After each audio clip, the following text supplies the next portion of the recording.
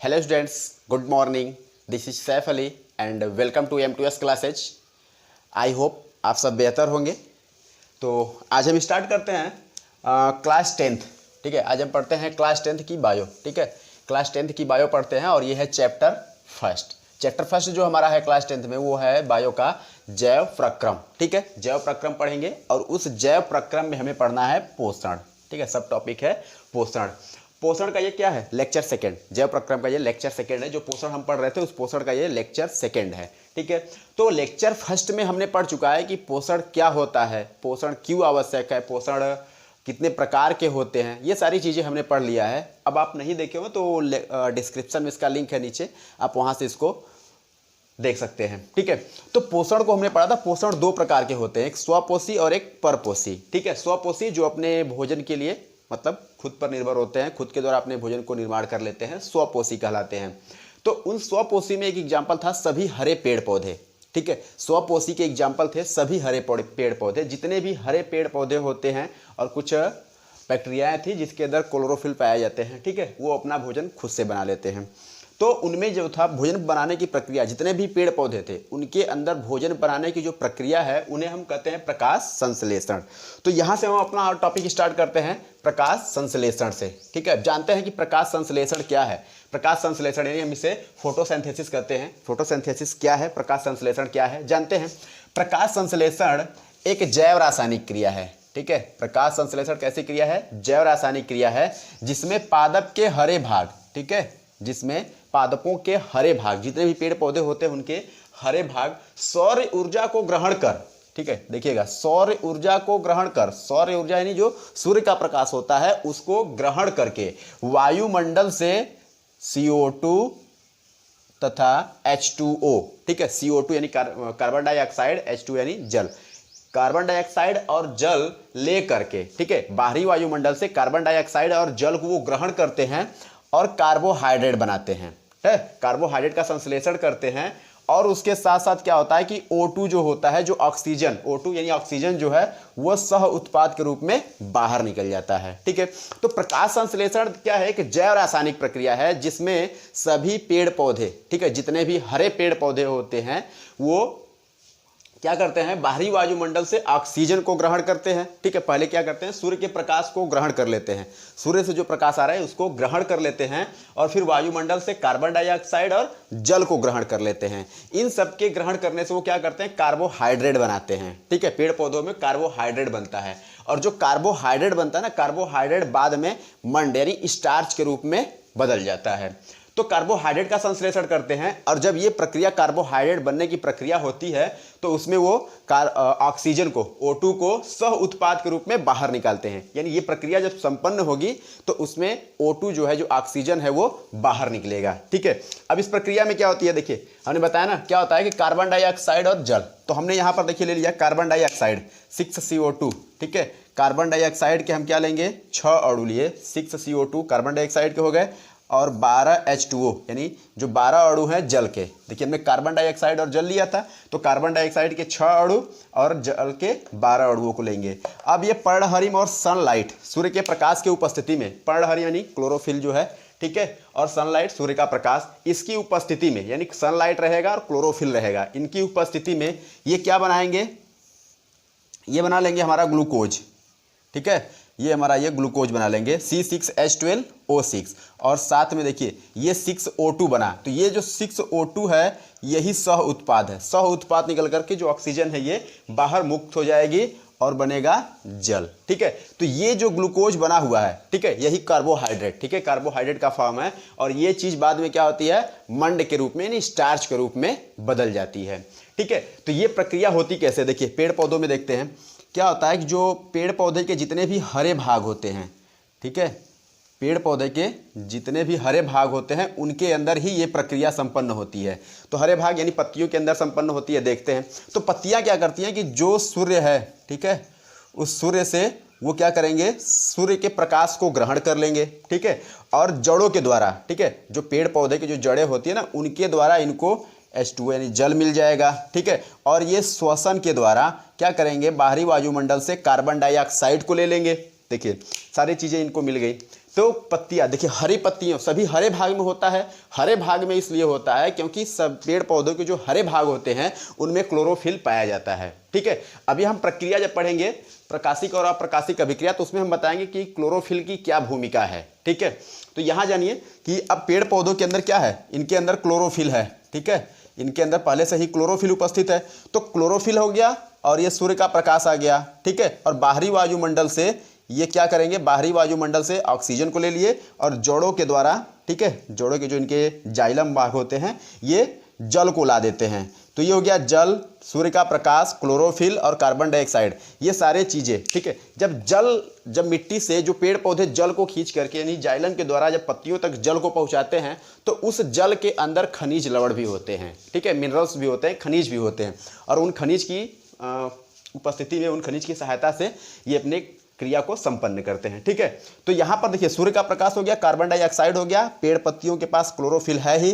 ठीक है, और ये जल हो गया और साथ साथ खनिज लवण होते हैं, ये आपस में मिल करके ये क्रिया को संपन्न करते हैं, तब जा करके ये प्रकाश संश्लेषण की प्रक्रिया होती है।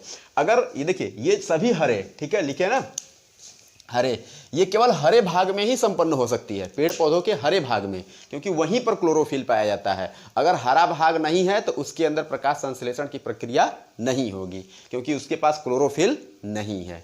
ठीक है, तो ये हो गया प्रकाश संश्लेषण। ठीक है, प्रकाश संश्लेषण हमने पढ़ लिया। अगले टॉपिक हम पढ़ेंगे कि प्रकाश संश्लेषण की क्या विशेषता है। ठीक है, क्या क्या चीज़ें आवश्यक हैं, तो देखते हैं विशेषता इसकी।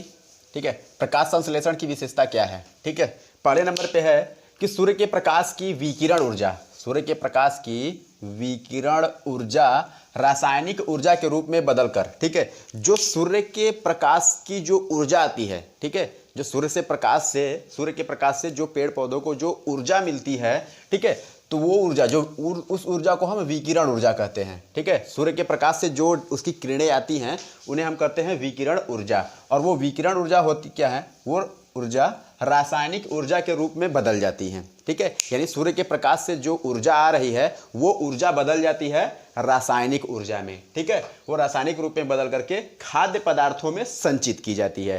तो अब ये जो प्रकाश से आई थी, ठीक है, जो प्रकाश आ रही है उस प्रकाश की किरणें जो आ रही हैं वो पत्तियों पर पड़ेगी, और वो पत्ती पर पड़ने पर, जब वो पत्तियों पर पड़ेंगी तो पत्तियों के अंदर जो क्लोरोफिल होता है वो क्या करता है, उसे रूपांतरित कर देता है। ठीक है, तो वो विकिरण ऊर्जा जो होती है उस विकिरण ऊर्जा को बदल देते हैं वो रासायनिक ऊर्जा के रूप में। ठीक है, रासायनिक ऊर्जा में बदल करके उन्हें हम खाद्य पदार्थों में संचित कर लेते हैं।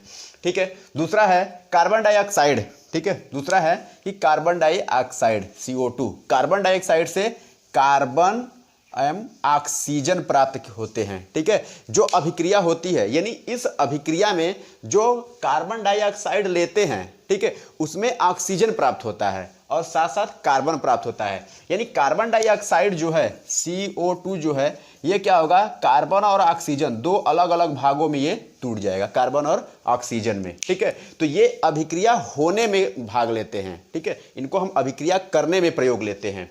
तो अगर पूछा जाए कि ऑक्सीजन यानी इस अभिक्रिया को संपन्न होने में जो ऑक्सीजन लगता है, जो ऑक्सीजन लिया जाता है, जो स्थानांतरण होता है ऑक्सीजन का, वो ऑक्सीजन का स्थानांतरण कहाँ से होता है, तो वो होता है कार्बन डाइऑक्साइड से। ठीक है, कार्बन डाइऑक्साइड के जो ऑक्सीजन होते हैं वो स्थानांतरित होते हैं।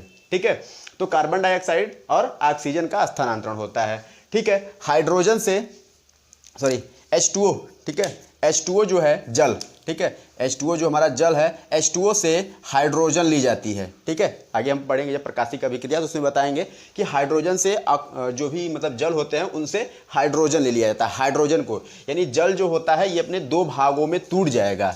ठीक है, H2O जो है ये दो भागों में टूट जाएगा, एक H और दूसरा होता है OH। ठीक है, तो ये जो हाइड्रोजन होता है, ठीक है, इस अभिक्रिया में भाग लेता है। तो ये हाइड्रोजन जो मिलता है वो कहाँ से आता है, जल से आता है। ठीक है, चौथा है जल के अपघटन से। ठीक है, यही जल के अपघटन से। तो जब जल का अपघटन होता है तो ऑक्सीजन क्या होता है, सह उत्पाद के रूप में निकलता है। ठीक है, सह उत्पाद क्या होता है, देखिए एक होता है मुख्य उत्पाद और एक होता है सह उत्पाद। मुख्य उत्पाद में जो मतलब मेन हमारा टारगेट होता है कि हमें ये चीज़ बनानी है, तो वो होता है मुख्य उत्पाद, और उसके साथ साथ अगर कोई दूसरी चीज़ जब निकलती है तो उसे हम कहते हैं सह उत्पाद। तो जल का जब अपघटन, देखिए जल को हमने दो भागों में तोड़ दिया, अपघटन कर दिया, ये H बन गया और ये बन गया OH। तो फिर ये OH जो है, ठीक है, ये OH फिर आपस में मिल करके H2O बना लेते हैं, ठीक है, ये H2O बना लेते हैं और साथ साथ जो ऑक्सीजन निकलता है, ठीक है, और इसके साथ ऑक्सीजन भी बनते हैं। ये प्रक्रिया इसके बाद बताएंगे। तो ये जो ऑक्सीजन भी, इसके साथ जल भी बनता है और उसके साथ ऑक्सीजन भी रिलीज होता है। तो यही बता रहा है कि ऑक्सीजन भी बनते हैं, ठीक है, यही OH। तो ऑक्सीजन जो सह उत्पाद के साथ मुक्त होती है, देखिए यहाँ की जो ऑक्सीजन थी वो अभिक्रिया को करने में भाग ले रही थी। तो अगर अभिक्रिया को करने में जो ऑक्सीजन भाग लेगा वो हमें मिलता है कार्बन डाइऑक्साइड से, ठीक है। और जो पेड़ पौधे अभिक्रिया करने के बाद जो ऑक्सीजन को छोड़ते हैं, बाहर रिलीज करते हैं, वो मिलते हैं हमें जल के अपघटन से, ठीक है, जल के अपघटन से, ठीक है। ऑक्सीजन को याद रखिएगा, ये सह उत्पाद है, ठीक है, सह उत्पाद है और ये कहाँ से मिलते हैं? जल से, ठीक है। ऑक्सीजन जो बाहर पेड़ पौधे रिलीज करते हैं वो मिलते हैं जल से, ठीक है। तीसरा है प्रकाश संश्लेषण के लिए सनलाइट यानी सूर्य का प्रकाश और पर्णहरिम आवश्यक है, ठीक है। प्रकाश संश्लेषण की क्रिया के लिए देखिए बाकी तो सभी आवश्यक हैं, लेकिन सबसे महत्वपूर्ण क्या है? प्रकाश संश्लेषण के लिए सूर्य का प्रकाश और उसके बाद पर्णहरिम यानी क्लोरोफिल। क्योंकि देखिए अगर सूर्य का प्रकाश पत्तियों पे नहीं पड़ेगा तो पर्णहरिम सक्रिय नहीं होगा, ठीक है। और जब पर्णहरिम सक्रिय नहीं होगा तो जल जो है ये अपने आयनों में नहीं टूटेगा, ठीक है। तो ये प्रक्रिया है, इस प्रक्रिया को हम आगे पढ़ते हैं, ठीक है। तो ये हो गई प्रकाश संश्लेषण की विशेषता। हमने पढ़ लिया प्रकाश संश्लेषण का रिएक्शन पढ़ लिया और ये हो गई प्रकाश संश्लेषण की विशेषता। अब हम जानते हैं प्रकाश संश्लेषण किन चरणों में होता है, ठीक है। तो प्रकाश संश्लेषण जो होता है वो 2 चरणों में होता है, ठीक है। तो जानते हैं 2 चरण कौन कौन से हैं। प्रकाशिक अभिक्रिया की क्रियाविधि, ठीक है, कि जो प्रकाशिक अभिक्रिया होती है वो कैसे होती है, किन किन क्रियाविधि से कैसे होती है। तो जानते हैं प्रकाशिक अभिक्रिया क्या है? 2 चरणों में होती है, ठीक है। जो भी प्रकाशिक अभिक्रिया होती है वो 2 चरणों में होती है। कौन कौन से? पहला जो हमारा है प्रकाशिक अभिक्रिया, ठीक है। प्रकाश संश्लेषण की जो क्रियाविधि है वो 2 चरणों में होती है। पहला हमारा है प्रकाशिक अभिक्रिया या फिर हिल अभिक्रिया, ठीक है। प्रकाशिक अभिक्रिया या हिल अभिक्रिया कहते हैं। और दूसरा हमारा इसे प्रकाशिक अभिक्रिया यानी लाइट रिएक्शन या फिर हिल रिएक्शन कहते हैं, लाइट और हिल रिएक्शन कहते हैं। दूसरा है अप्रकाशिक, ठीक है, दूसरा है अप्रकाशिक अभिक्रिया या फिर अंधकार अभिक्रिया, इसे हम कहते हैं डार्क रिएक्शन, ठीक है।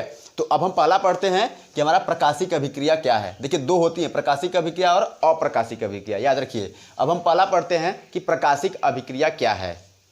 प्रकाशिक अभिक्रिया, ठीक है, प्रकाशिक अभिक्रिया हिल अभिक्रिया, इसे जानते हैं। हिल अभिक्रिया क्या है, ठीक है, इसका अध्ययन, ठीक है,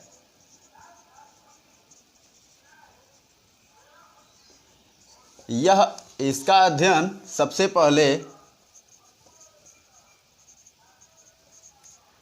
पहले हिल नामक, ठीक है, सबसे पहले इस अभिक्रिया का खोज सबसे पहले हिल नामक वैज्ञानिक ने किया था, ठीक है, वैज्ञानिक ने की थी, ठीक है, याद रखिएगा। यानी हिल अभिक्रिया जो हम पढ़ रहे हैं, हिल अभिक्रिया क्या है, इसका अध्ययन सबसे पहले हिल नामक वैज्ञानिक ने किया था। वैज्ञानिक हिल ने प्रकाशिक अभिक्रिया या हिल अभिक्रिया, इसलिए देखिए इसी वजह से, इन्हीं के नाम की वजह से जो हिल ने किया था खोज, सबसे पहले हिल ने किया था, इसी वजह से इसका नाम रख दिया गया हिल अभिक्रिया, ठीक है। और दूसरा नाम, दोनों जो नाम है ये इनके कारण से हैं। क्या है? इस अभिक्रिया का खोज सबसे पहले हिल ने किया, इस वजह से इस अभिक्रिया का नाम रख दिया गया हिल अभिक्रिया, ठीक है। और प्रकाशिक अभिक्रिया क्यों कहते हैं? क्योंकि, ठीक है, यह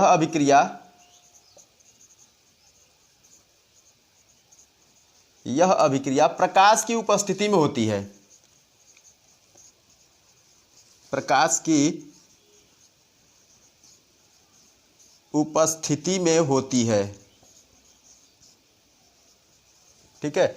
याद रखिए 2 चीज, यह अभिक्रिया हिल अभिक्रिया क्यों कहते हैं? क्योंकि इसका खोज हिल नामक वैज्ञानिक ने किया था। और ये प्रकाशिक अभिक्रिया क्यों कहते हैं? क्योंकि ये प्रकाश की उपस्थिति में होती है। यानी अगर जब तक इस अभिक्रिया में सूर्य का प्रकाश रहेगा तभी तक ये अभिक्रिया संपन्न होगी, तभी तक ये अभिक्रिया होगी। अगर जहां ही प्रकाश खत्म हुआ, प्रकाश जब समाप्त हो जाएगा तो ये अभिक्रिया नहीं होगा, ठीक है। अगर प्रकाशिक अभिक्रिया करने वाले पेड़ पौधे हैं, अगर हम उन्हें अंधेरे में रख दें कुछ दिन तक, 10 दिन, 20 दिन, 1 महीने, 2 महीने, तो वो क्या होंगे? धीरे धीरे मृत हो जाएंगे, खत्म हो जाएंगे, वो अपना भोजन नहीं बना पाएंगे क्योंकि उनको प्रकाश नहीं मिलेगा, ठीक है। देखिए याद रखिएगा, इसका अध्ययन हिल नामक वैज्ञानिक ने किया था, सबसे पहले हिल नामक वैज्ञानिक ने किया था। और यह अभिक्रिया जो होती है प्रकाश की उपस्थिति में होती है, ठीक है। और यह अभिक्रिया पत्ती के ग्रेनम भाग में होती है, ठीक है। ये जो होती है पत्ती के ग्रेनम या फिर कहीं कहीं लिखा होता है ग्रेना, ठीक है, ग्रेनम भाग में होती है।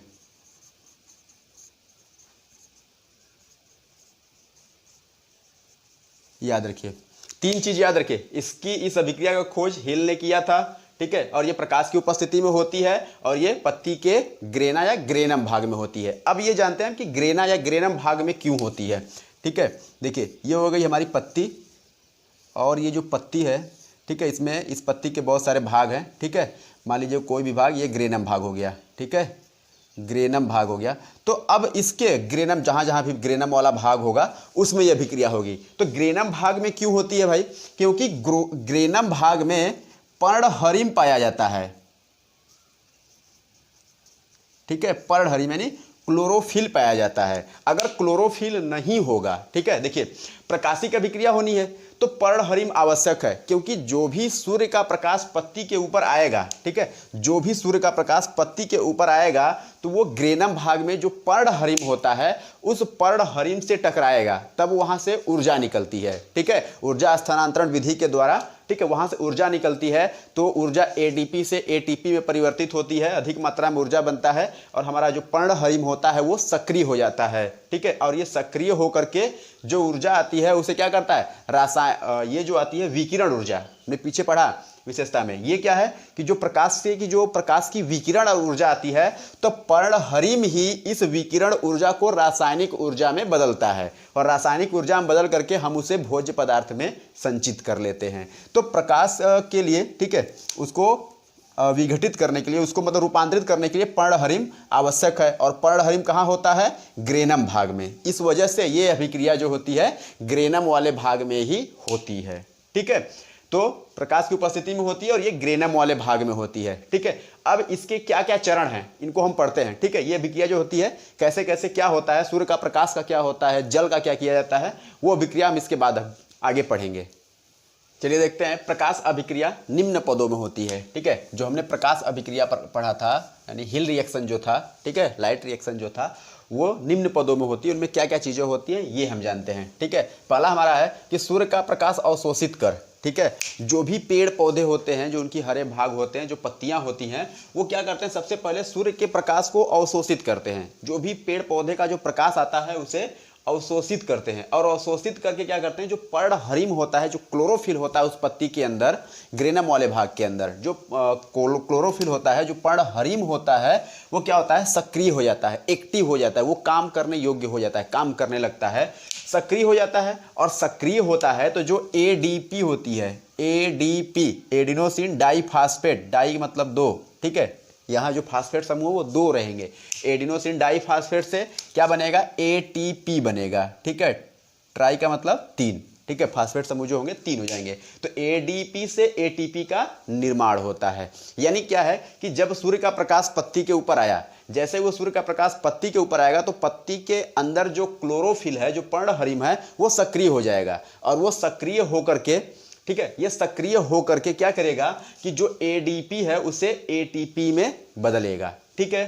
दूसरा क्या है, दूसरा है कि ऊर्जान्वित पर्णहरिम, यानी जब ये प्रकाश, जब सूर्य का प्रकाश आया था, ठीक है, ये प्रकाशिक ऊर्जा जो होती है, प्रकाशिक ऊर्जा या विकिरण ऊर्जा, इसको ये बदल देते हैं रासायनिक ऊर्जा में, ठीक है, क्लोरोफिल जो पर्णहरिम होता है। तो अब ये पर्णहरिम जो था इसके पास एनर्जी हो गई, तो वही बोला है कि ऊर्जान्वित पर्णहरिम, यानी जो प्रकाश की ऊर्जा जब उसके पास आ जाएगी तो बदल देगा जब रासायनिक ऊर्जा में, तो उसे कहेंगे ऊर्जान्वित पर्णहरिम। तो जो ऊर्जान्वित पर्णहरिम है, ठीक है, ऊर्जान्वित जो पर्णहरिम है द्वारा जल को, ठीक है, H+ और OH- आयन में तोड़ देते हैं। इनको दो भागों में तोड़ते हैं, H+ और OH-, यानी जल के लेते हैं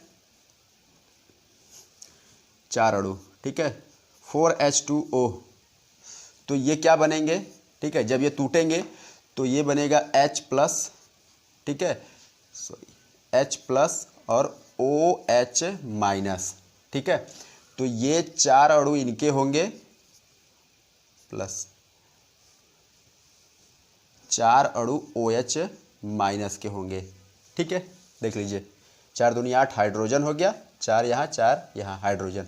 ठीक है, तो ये बताया गया है कि जब क्लोरोफिल सक्रिय हो जाता है, ठीक है, जब क्लोरोफिल को सूर्य का प्रकाश जो होता है, विकिरण ऊर्जा होती है, वो बदल करके रासायनिक ऊर्जा बन जाती है, तो हमारा क्लोरोफिल सक्रिय हो जाता है, एक्टिव हो जाता है, उसे एनर्जी मिल जाती है। तो वही बोला है कि ऊर्जावित पर्णहरिण द्वारा जब ये ऊर्जावित हो जाएगा तो इससे जल जो होता है, यानी जल H2O, तो ठीक है, जल को हम H+ और OH- आयन में तोड़ देते हैं।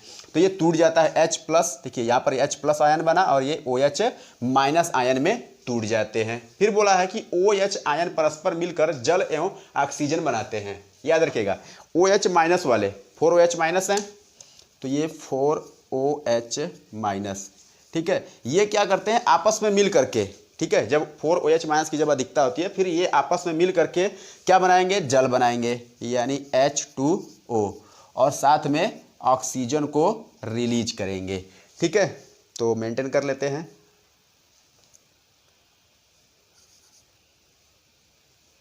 ठीक है, 2H2O और O2।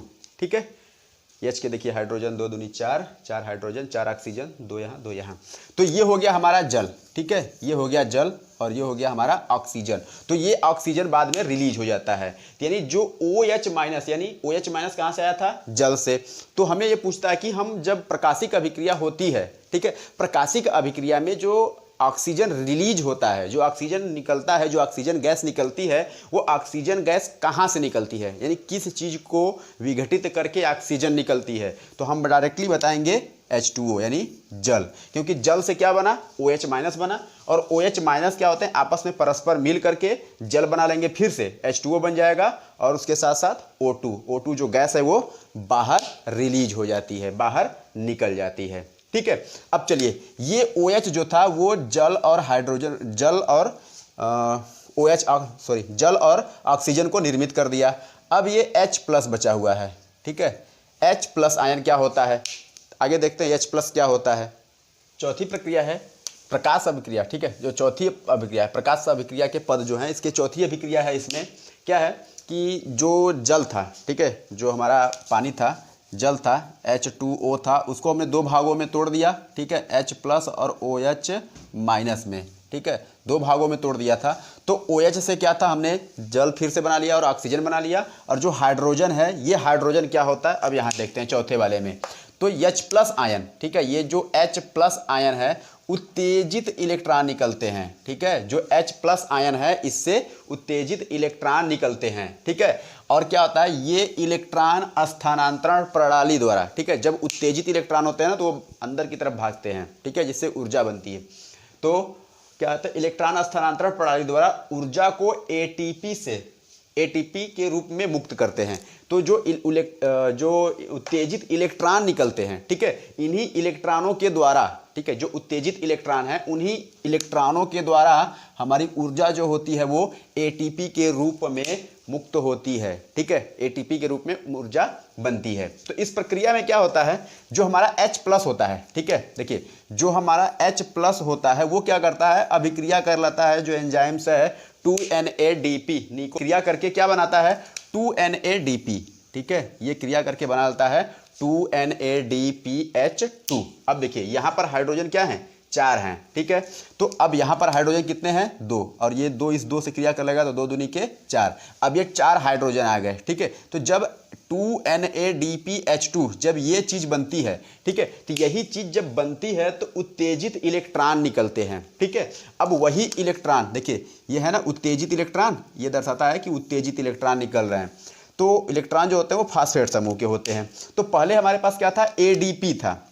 ठीक है, हमारे पास जो ऊर्जा थी वो ADP के रूप में थी। तो उसी ADP में क्या था, एक और उत्तेजित इलेक्ट्रॉन निकल के फास्फेट समूह का वो आपस में मिल जाता है। ठीक है, तो अब जानते हैं यहाँ पर AD का मतलब क्या था, डाई था, 2 था, और एक ये निकल गया, तो कितने हो गए, 3। ठीक है, तो जब फास्फेट समूह जब 3 हो जाएंगे तो ये क्या होगा, इसको हम कहेंगे ATP। इस प्रक्रिया को तब हम कहेंगे ATP। ठीक है, तो इस तरह से जो प्रकाशिक अभिक्रिया होती है वो संपन्न होती है, और अंतिम उत्पाद जो ऊर्जा बनती है वो ATP के रूप में बनती है। और एक चीज़ याद रखिएगा कि ATP, ठीक है, एडीपी, एडीपी से जो एटीपी बनने की प्रक्रिया होती है, ठीक है, एडीपी से क्या बन गया, एटीपी। इसे हम कहते हैं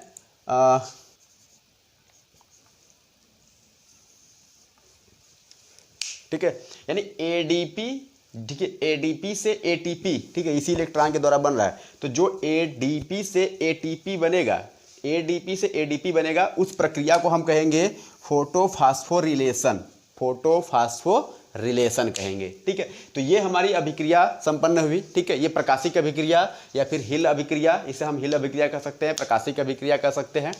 तो यहाँ तक ये चीज़ें संपन्न हुई, यहाँ से एडीपी के रूप में ऊर्जा मुक्त हो गई, ठीक है। अब हम पढ़ेंगे अगला टॉपिक जो होगा वो हम पढ़ेंगे अप्रकाशिक अभिक्रिया या केल्विन चक्र उसे कहते हैं, ठीक है। अगर वीडियो अच्छा लगे तो लाइक करिएगा, सब्सक्राइब कर दीजिए चैनल को, ताकि जो आगे के अपडेट्स हैं वो आपको मिलते रहें, और ज़्यादा से ज़्यादा अपने दोस्तों में इस चीज़ को शेयर करिए, ठीक है। और जो कोई भी डाउट हो वो आप कमेंट कर सकते हैं, आगे हम आपको वो चीज़ें क्लियर करा देंगे, ठीक है। Thank you friends.